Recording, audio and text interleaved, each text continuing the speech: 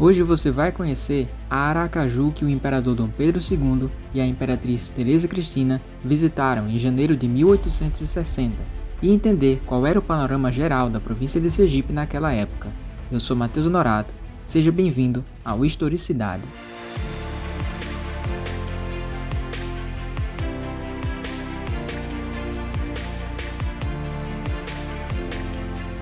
O antigo povoado de Santo Antônio do Aracaju foi elevado à condição de cidade apenas 5 anos antes da visita do imperador a Sergipe.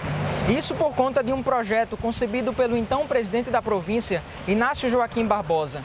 Esse projeto, que foi sancionado em 17 de março de 1855, não só marcou a fundação de uma nova cidade, como também representou o ato de formalização da transferência da capital da província sergipana de São Cristóvão para Aracaju.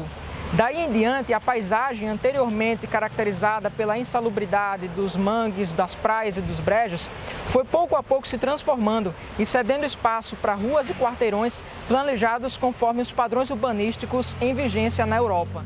O escasso material topográfico que resistiu à passagem do tempo dificulta a visualização da exata configuração urbana de Aracaju nos seus primórdios, mas, ao que tudo indica, a capital passou por altos e baixos nos quesitos urbanização e infraestrutura ao longo da segunda metade do século XIX.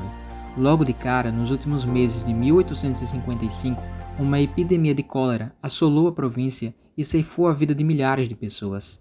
Até o mês de abril de 1856, quando o surto se deu por encerrado, contava-se cerca de 30.000 óbitos, segundo a estimativa levantada pelo comendador Antônio José da Silva Travassos nos seus apontamentos históricos e topográficos sobre a província de Sergipe. Um documento que foi redigido com o objetivo de ser entregue ao imperador exatamente na ocasião de sua visita e informar a Sua Majestade Imperial os dados mais relevantes da história e da geografia da província sergipana. Podemos dizer que a infância de Aracaju corresponde a um período de profundas transformações nos grandes centros urbanos brasileiros, no sentido de promover algumas melhorias no aparelhamento das cidades.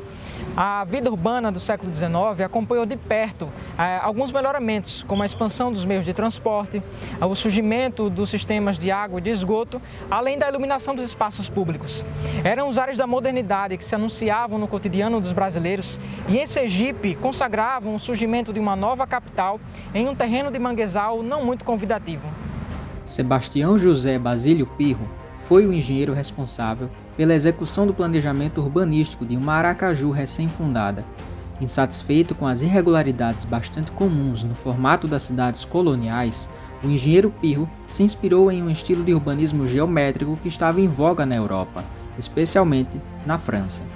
O traçado proposto por Pirro se assemelhava a um tabuleiro de xadrez, uma vez que se baseava em quarteirões cujos 4 lados eram iguais e possuíam 55 braças de extensão, o que equivale a aproximadamente 120 metros de comprimento. Já as ruas do tabuleiro de Pirro foram planejadas com uma largura de 60 palmos, ou cerca de 13 metros. No total, o quadrado de Pirro possuía 540 braças de lado, ou 1.188 metros. De acordo com o professor Fernando Porto, em sua obra A Cidade do Aracaju, publicada em 1945, os bairros aracajuanos se desenvolveram seguindo os mesmos padrões do plano urbanístico original do tabuleiro de Pirro. E a construção das vias e dos quarteirões se prolongaram seguindo um alinhamento retilíneo, mesmo que tenha sido necessário demolir parte de uma ou outra construção em nome da premissa de um esquadro o mais reto possível.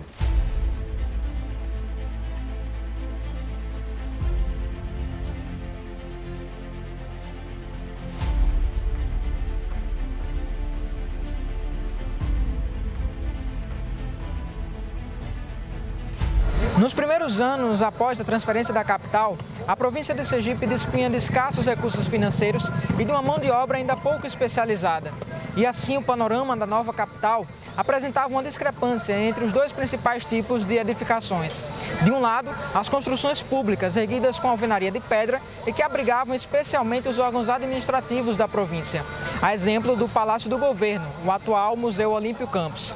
De outro lado, o que se viam eram moradias simples e construídas com paredes frágeis, que abrigavam justamente as casas populares.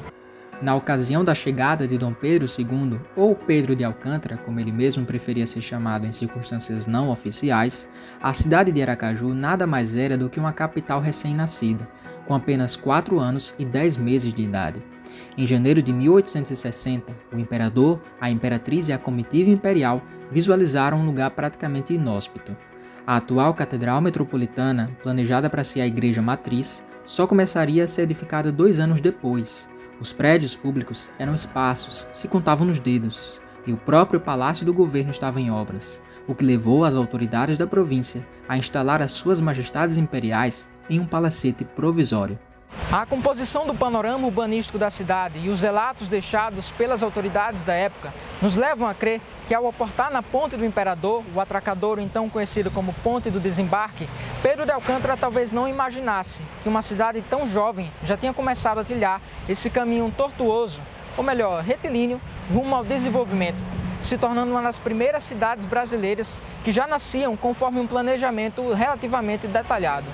Em 1845, aos 20 anos de idade, Dom Pedro II fez a primeira série de visitas às províncias brasileiras.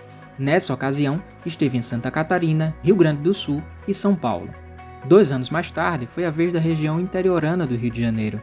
Já em outubro de 1859, iniciou uma extensa viagem de 4 meses pelas províncias da Bahia, Pernambuco, Alagoas, Paraíba, Sergipe e Espírito Santo. Na província de Sergipe, Aracaju foi o ponto de partida de uma viagem que duraria um total de 10 dias, tempo durante o qual o imperador visitou os municípios de Maruim, Laranjeiras, São Cristóvão e Estância, as vilas de Propriá, Porto da Folha, Vila Nova e Itaporanga, além do povoado da Barra dos Coqueiros. A despedida se daria no dia 21 de janeiro, quando o imperador se despediu de Estância rumo ao município de Valença, na província da Bahia. Os diários de Dom Pedro II revelam alguns detalhes da passagem pelos estabelecimentos visitados, como as repartições públicas, as igrejas matrizes e algumas escolas. Por onde chegava, procurava se informar sobre tudo o que se passava na província, e por isso solicitava das autoridades levantamentos quantitativos e qualitativos de suas respectivas repartições. A intenção era tomar conhecimento das demandas locais e então encaminhar os recursos necessários para sanar os problemas mais urgentes da província. As fontes documentais desse período são predominantemente marcadas por uma subjetividade que nos revela um quadro, às vezes, muito superficial dos acontecimentos apresentados e que nos remete mais à perspectiva pessoal do indivíduo que produziu aquela fonte do que necessariamente à verossimilhança dos fatos. Mas, mesmo assim, as fontes mais destacadas nesse rol documental a respeito da visita do imperador são justamente os seus diários de viagem e, além desses diários, o livro de autoria do então presidente da província, Manuel da Cunha Galvão, que relata os preparativos, as celebrações e os itinerários da visita real. Como explica o próprio Cunha Galvão, uma das preocupações mais marcantes de Pedro de Alcântara se referia à qualidade do ensino público nas escolas das províncias brasileiras. Por onde chegava, o imperador fazia questão de visitar os estabelecimentos educacionais, onde requeria dos professores informações concretas a respeito das turmas e do conteúdo lecionado, além de propor arguição aos alunos com a finalidade de avaliar o seu desempenho. Cunha Galvão descreve como se deram essas visitações e demonstra que já naquele tempo o imperador se deparou com algumas fragilidades importantes no sistema de educação da província sergipana, como a falta de recursos e a ineficácia das metodologias adotadas pelos profissionais de ensino.